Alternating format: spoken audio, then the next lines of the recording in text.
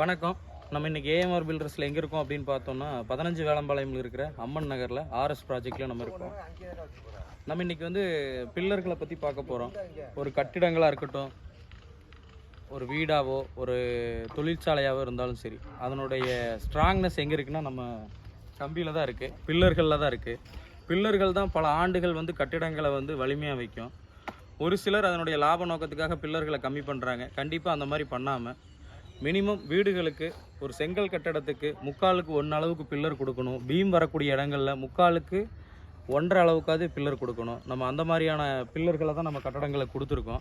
நம்ம இந்த கட்டடத்தில் கொடுத்துருக்கிற கம்பிகள் பார்த்திங்க அப்படின்னா 16 mm ராடில் 4 ராடும் 12 mmல 2 ராடும் கொடுத்து 3/4க்கு 1 அளவில் பில்லர்கள் கொடுத்துருக்கோம். 3/4க்கு 1.5 கொடுத்துருக்குறோம். 3/4க்கு 1.25 கொடுத்துருக்குறோம். பீம் வர ஏரியாவுக்கு தகுந்த மாதிரியும் கட்டடங்கள் வரக்கூடிய ஏரியாவுக்கு தகுந்த மாதிரியும் கொடுத்துருக்குறோம்.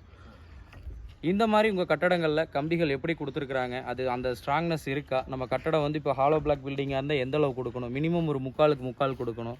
ஒரு செங்கல் கட்டடமாக இருந்தால் 3/4க்கு 1 அளவுக்காவது மினிமம் பில்லர்கள் கொடுக்கணும். அந்த மாதிரிலாம் இருக்கா அப்படிங்கிறத பார்த்துக்குங்க.